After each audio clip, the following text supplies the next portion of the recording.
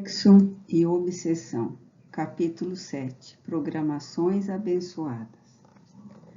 Concluídos os trabalhos mediúnicos e afastados os membros encarnados do grupo da instituição, rumando aos seus lares, continuamos em febril atividade espiritual junto àqueles que haviam sido atendidos, mas cuja terapia deveria ser mais acurada. Alguns seriam transferidos para a nossa esfera de ação. Outros ficariam alojados nas instalações da casa. Diversos seriam liberados a fim de elegerem o melhor caminho a seguir, respeitando-se a liberdade de escolha de cada qual. Experimentaram a claridade que deslumbrava. Agora seria necessário deixar-se penetrar pela luz de modo a beneficiar-se largamente dos seus recursos preciosos. Aos primeiros minutos da madrugada, o irmão Anacleto convidou-nos, a mim e a Dilermando, para arrumarmos a casa paroquial a fim de trazermos Mauro a reflexões através do desdobramento pelo sono, o que não foi muito difícil. Seu estado de ânimo, em quebrantamento, facilitou-nos o recurso especializado e, adormecido, conduzimos-lo ao recinto onde se operara a reunião mediúnica. De imediato, seguimos o mentor na direção do lar da professora Eutímia, a nobre diretora do educandário onde Mauro lecionava. A senhora permanecia acabrunhada, com a mente em torvelinho. Àquela hora, embora houvesse tomado um medicamento calmante, sem haver dito nada ao marido, evitando precipitação de conduta, não conseguia o sono reparador. Despertava assustada com frequência, recorrendo à ajuda da oração, conforme os padrões dos seus conceitos religiosos. Enriquecida por uma família bem constituída, mãe devotada de 2 crianças, com idades entre 8 e 10 anos, uma linda garota e um simpático varão, o esposo era homem sério, voltado para as questões espirituais da religião que ambos professavam. Podemos afirmar que se tratava de um lar construído em bases cristãs, sem as excentricidades dos comportamentos mundanos da atualidade, em que o vazio existencial e a vulgaridade tem primazia nos relacionamentos que deveriam ser afetivos. Adentramos pelo lar e encontramos alguns espíritos amigos que ali também se domiciliavam, em face das vinculações afetuosas com a família. Tudo transpirava paz e bem-estar, numa psicosfera de harmonia, o que é, de certo modo, bastante raro nas famílias contemporâneas e nos seus ninhos domésticos.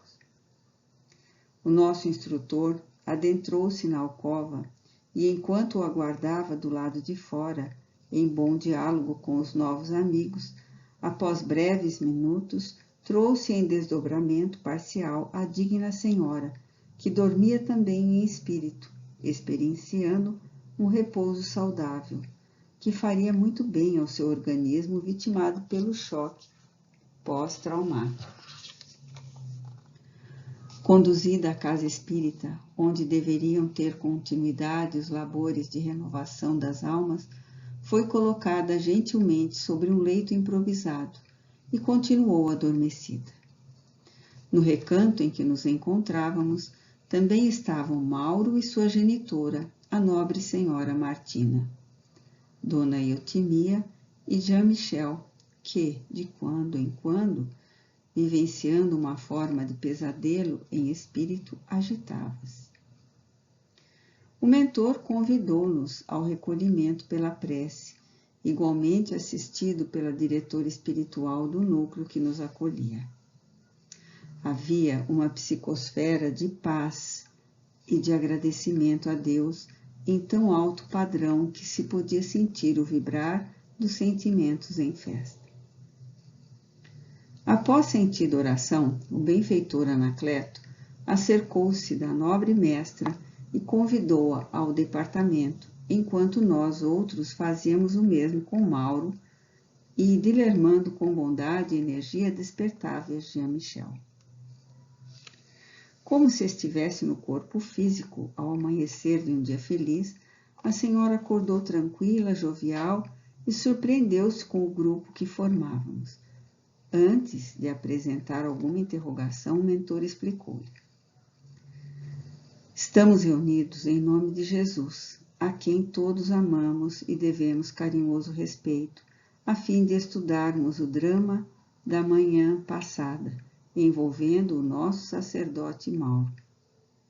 Não estranhe este acontecimento, que é mais comum do que pode parecer, em razão dos fenômenos da vida terem sua causa em programações aqui na esfera da realidade.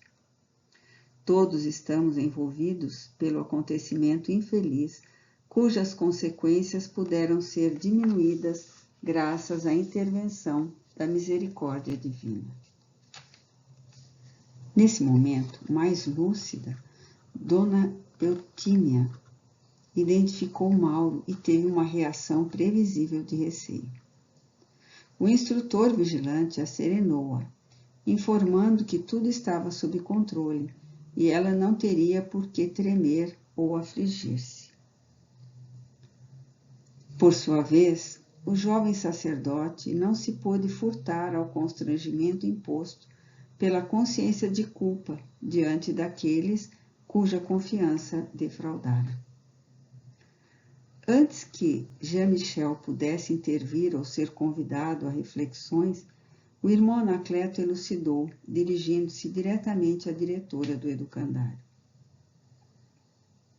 O grave assédio de Mauro a criança constitui um crime hediondo, considerando-se os fatores e circunstâncias, os valores e compromissos que se encontram em jogo.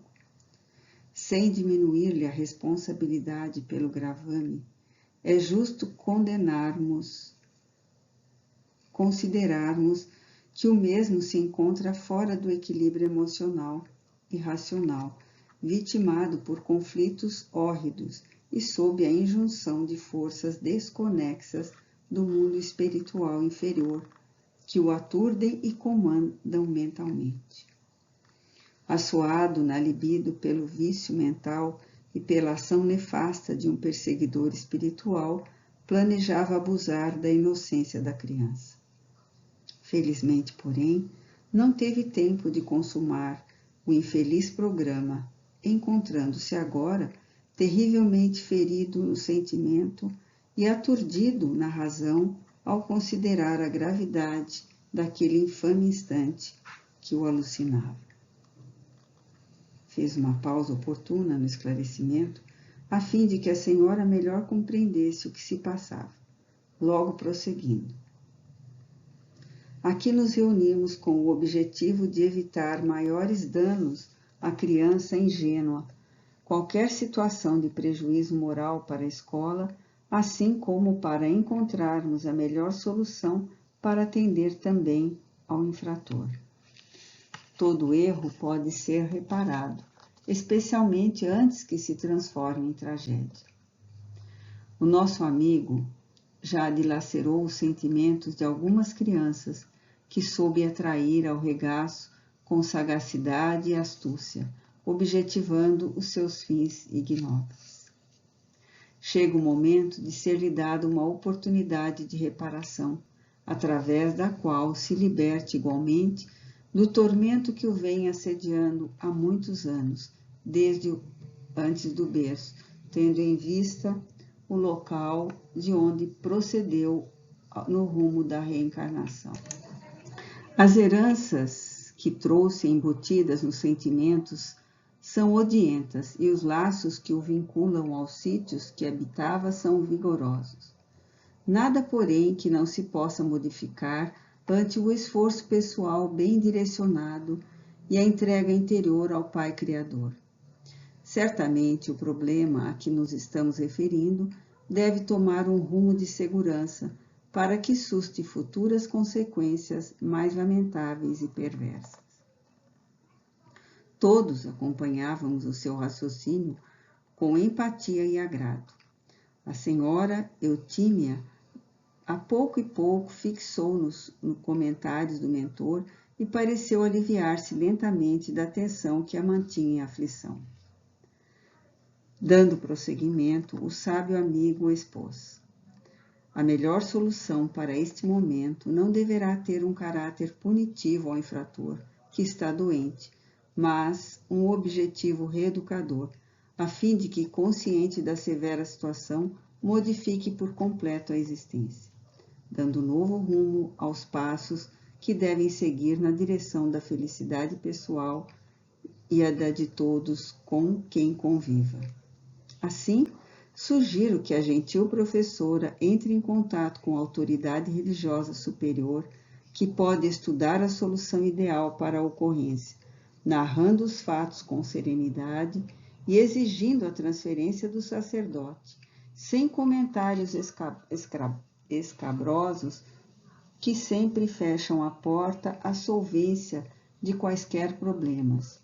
Acredito que o senhor bispo, notificado a respeito da gravidade do comportamento do seu subalterno, saberá como encaminhar a questão à instância superior, se for o caso, ou equacionará conforme sejam as instruções que tenha do alto clero. Facultando tempo para que pudesse ser entendido pela mestra e por todos os circunstantes, aludiu com habilidade e prudência. Não estamos escamoteando o erro nem agindo de forma conivente com o descalabro moral do paciente. A enfermidade necessita de tratamento e não de escarcéu, sempre do bom gosto dos insensatos. O afastamento do infrator, do convívio infantil, impedindo novos contatos com vítimas em potencial, é uma terapia eficiente de grande efeito moral. Assim, confiamos na prudência e nos bons ofícios da nossa esclarecida mestra. Quando silenciou, a senhora tinha lágrimas nos olhos, não ocultando a surpresa e o sofrimento que tudo aquilo lhe causava. No entanto, forrada pelo sentimento da sua fé religiosa, podia compreender que ao pecador se deve conceder a bênção da reparação, antes mesmo da punição impiedosa que não edifica, às vezes piorando e ultrajando mais o infeliz. Levantou-se impulsionada por um sentimento de lídima fraternidade, acercou-se de Mauro e, tomando-lhe as mãos, falou-lhe que buscaria providências cautelosas conforme as diretrizes que lhe foram oferecidas. O jovem não se pôde conter e abraçou-a com sincera fraternidade e gratidão. Retomando ao seu lugar, a mestra permaneceu quieta, quando o mentor deu continuidade à reunião, agora dirigindo-se a Mauro. Não ignoras a extensa do teu erro, e desde há muito vens tentando cicatrizar a chaga moral que te dilacera interiormente, fazendo-te decompor em espírito. Reconheces que se trata de um crime grave, no qual ocultavas as tuas aflições, justificada pelo que a ti mesmo acontecera na infância. As raízes, porém, desses erros, agora sabes que estão no teu passado espiritual, assinalado pelo deboche e pelo desrespeito a outras vidas. Ninguém atinge esse patamar de miséria sem que não haja transitado pelos pântanos das paixões sórdidas e asfixiantes. Agora, no entanto, importem-nos os vossos rumos que deverão imprimir a tua existência. Necessitas de tratamento especializado e de um expressivo afastamento das tuas obrigações sacerdotais, demorado estudo de ti mesmo e reeducação dos hábitos, começando pelos mentais. Os desvaneios que vitalizas através das imagens que intercambia sob pseudônimo com outros docentes morais devem ser imediatamente interrompidos, pois que eles trazem uma alta carga de sensações perturbadoras que se te fixam nos painéis da mente, mais te atordoando, mais te excitando. Severas medidas disciplinantes deverás impor-te para que possas reparar as vidas dilaceradas, mediante as que futuramente serão dignificadas. Ao despertares, terás uma nítida lembrança, quanto possível, destes acontecimentos de que participas, de modo que um novo programa te será delineado e deverás segui-lo com os olhos postos no amanhã feliz. Somente o bem incessante te constituirá refúgio e garantia de saúde moral sob as bênçãos de Jesus, o herói silencioso de todos os momentos. Não temas, nem te permitas novos pesadelos de horror. Silenciando, foi interrompido pelos gritos impropérios de Jean-Michel, que indagava: como? O infeliz não pagará pelos crimes perpetrados? Que justiça é essa? Onde o reto cumprimento dos deveres e das leis? Como é possível acobertar tanta miséria através de artifícios piegas de compaixão e de terapias de mentira? Ele é um criminoso consciente e terá que responder publicamente pelos desvios que se tem permitido e pelo mal que vem praticando contra a pobre infância. As últimas palavras não escondiam a alta dose de ironia e o conjunto não ocultava a perfídia de que se utilizava a fim de gerar conflitos e dúvidas. Sem perder a serenidade que lhe era habitual, o mentor respondeu-lhe com bondade e energia: surpreendo-me com as tuas palavras, porquanto, se considerarmos a questão do crime no caso em discussão, o responsável não é somente aquele que transita no corpo físico, mas também o nosso astuto amigo, que sabe imprecar e proclamar a necessidade da justiça. A qual justiça se referes? Aquela da cidade do deboche, do paú de depravação, onde os seres humanos se tornaram escravos das próprias abjeções? Com que autoridade reclama justiça, tu que tens sido o execrando comparsa do exausto hospedeiro das tuas vis sensações? Acreditas que os teus sofismas perturbem a claridade do nosso raciocínio? Enganas-te, porquanto antes das conjecturas aqui apresentadas, estamos habituados a lidar com vítimas e algozes, com psicopatas aferrados ao sexo em desalinho, desde o período em que nos encontrávamos na Terra. Logo mais, será o momento de dialogarmos contigo, e por enquanto silencia e ouve. A atitude imediata, enérgica e clara, assumida pelo orientador, fez o perturbador aquietar-se embaraçado. O nobre Anacleto deixara claro que desde os dias do corpo físico no mundo se houvera dedicado à sexologia, de cuja tarefa se desincumbira com elevada folha de serviços prestados aos enfermos e a outros portadores de distúrbios na área genésica.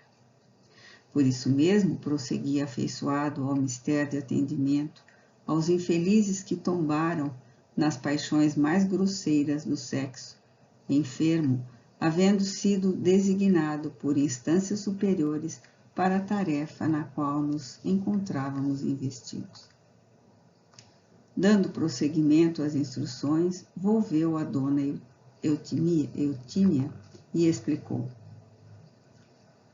em face da magnitude do evento infeliz, é de bom alvitre que, no primeiro momento, a dedicada diretora elucide ao esposo a ocorrência e com ele busque um contato com sua eminência, o senhor bispo, pondo-o a par de tudo, de modo que se possa tomar providências sem as escabrosas contribuições da mídia, que se compraz do lixo das misérias humanas. É certo que há outra mídia honesta, que narra os fatos conforme acontecem, divulgando-os e esclarecendo às pessoas o que nem sempre acontece com a correção que seria necessária, antes exaltando o mal, sem erradicar ou apresentar saudáveis soluções para ele. Porque silenciasse, como percebendo que a nobre senhora teria algumas interrogações, o mentor aquietou-se por um pouco, facultando que Dona Eutímia inquirisse. Perante as leis de Deus, um sacerdote que jura ser fiel à verdade, trabalhar pelo bem da comunidade, ser pastor de ovelhas que se entregam confiantes e defrauda o compromisso através de conduta execrável, ficará impune? Não são pecados mortais os atos infames que o padre Mauro vem praticando com insistência? E as suas vítimas, como ficarão? Com a mesma sinceridade, o benfeitor respondeu: Ninguém foge das leis de Deus que vigem em toda parte e que estão escritas na consciência de todos nós. O nosso irmão não fugirá de si mesmo, das cenas escabrosas que se permitiu, do remorso que o dominará por largo período. Isso, porém, somente sucederá mais tarde, quando, desperto e disposto ao resgate, começar o período de refazimento.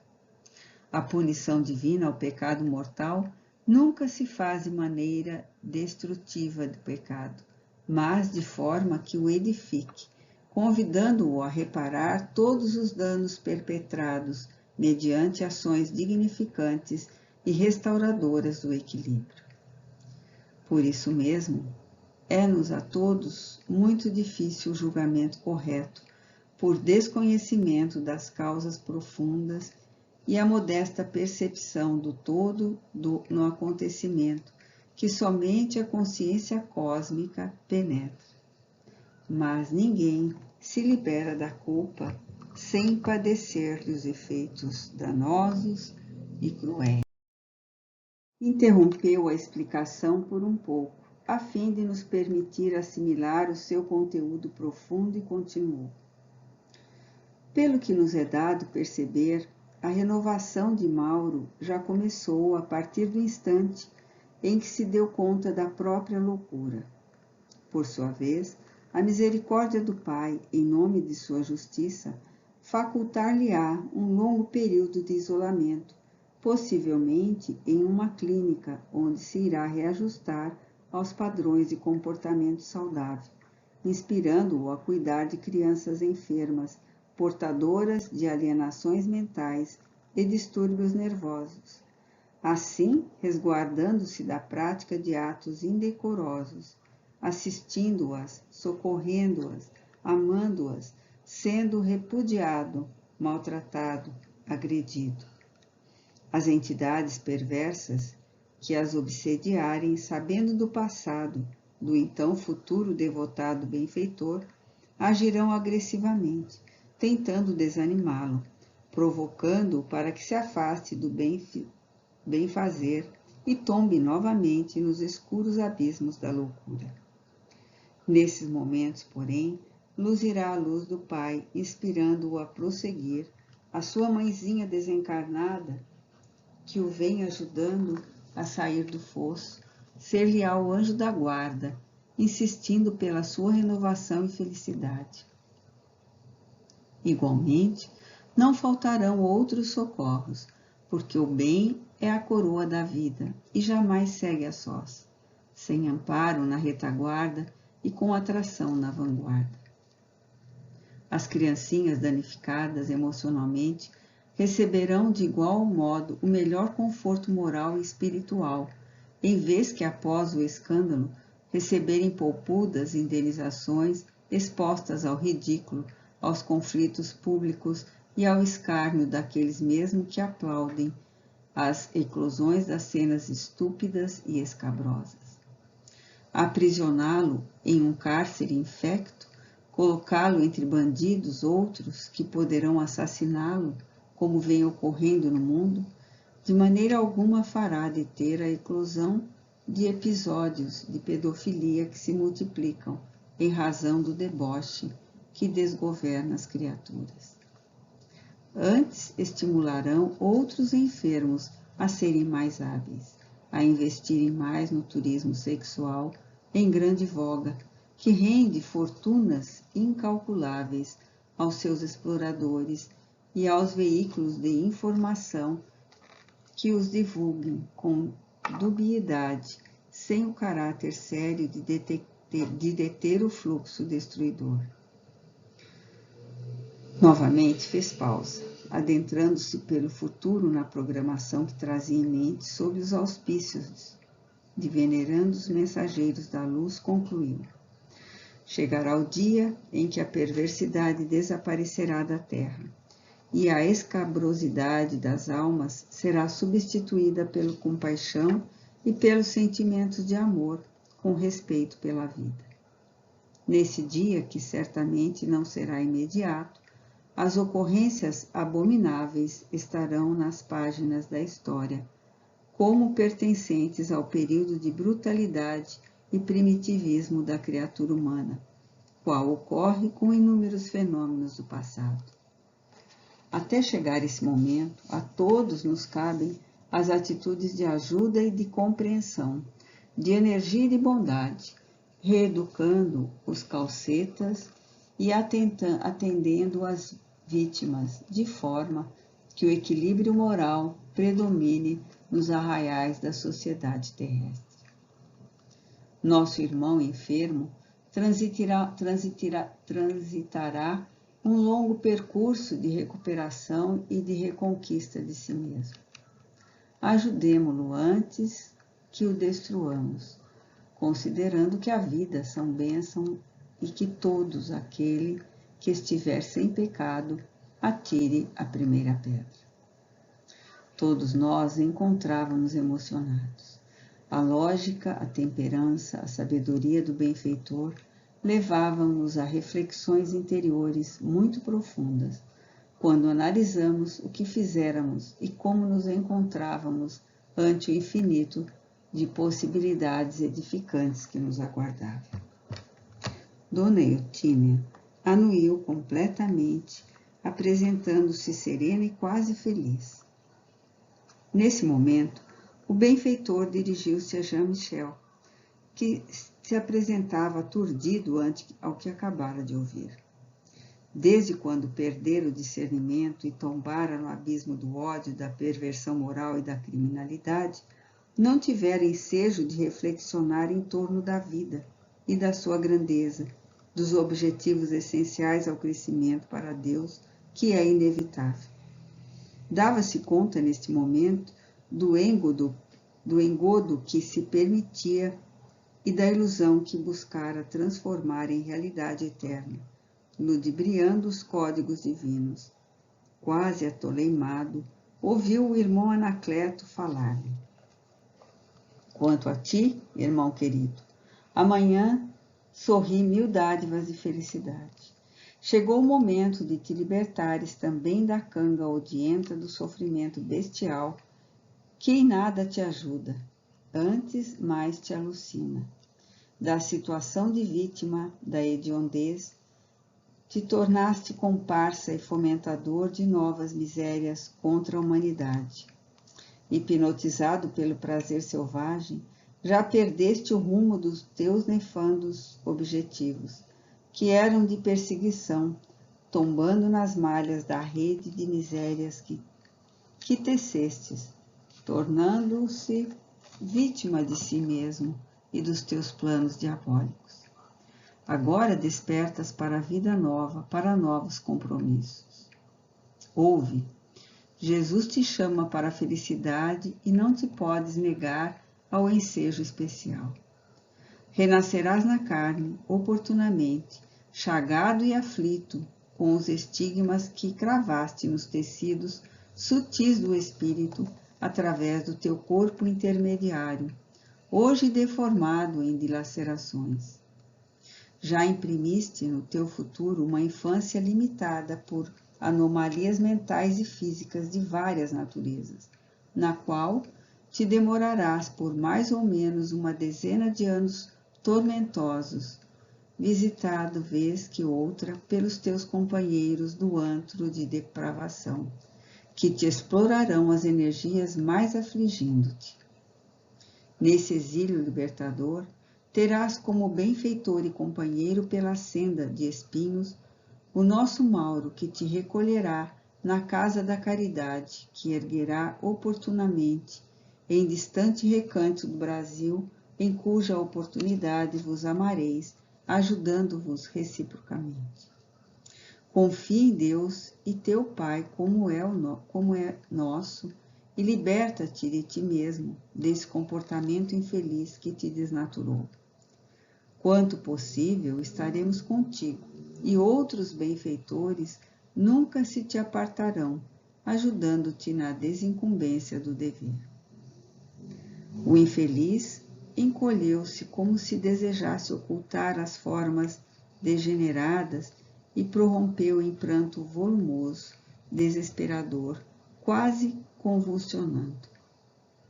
Foi então que Mauro, reassumindo a personalidade de Madame X, a antiga dama lasciva e pervertida nos dias do Império Napoleônico, levantou-se, telementalizada pelo guia Anacleto, abraçou o sofredor, dizendo-lhe em lágrimas: ajuda-me com teu perdão, a fim de que eu te possa ajudar com a minha compaixão, e juntos possamos reabilitar-nos de todo o mal que fizemos através do bem que possamos fazer.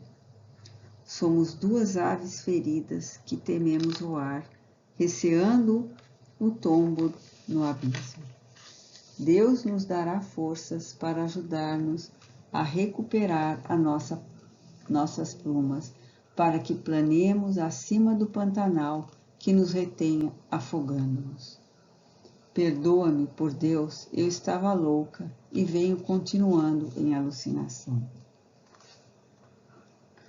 Não pôde prosseguir, porque o verbo ficou estrangulado na garganta túrgida. O abraço, porém, que a sua vítima não pôde evitar naquele momento, selava compromissos de acerbas dores para o futuro. Todavia, abria a via redentora de libertação. Tartamudeando, o espírito infeliz redarguiu: que Deus nos perdoe a ambos, desditosos que somos. Cessados esses momentos de forte emoção, o irmão Anacleto concluiu: retomai aos vossos corpos e recordai-vos desse abençoado sonho no país da realidade, dando-vos oportunidades para a conquista da paz. Tomado de profundo sentimento de gratidão, o nobre benfeitor orou, exteriorizando aos céus o reconhecimento profundo de todos nós. De imediato, os participantes do encontro espiritual foram reconduzidos aos seus lares, à exceção de Jean-Michel, que seria deslocado para outro lugar, onde teria preparação para a futura reencarnação, mediante a qual daria início a uma nova etapa da sua vida. A noite, que estivera recamada de estrelas cravadas no seu dossel de sombras, cedia lugar levemente ao rosto da manhã, que lhe colocava as primeiras claridades do dia, como a anunciar novos programas de bênçãos para muitas vidas.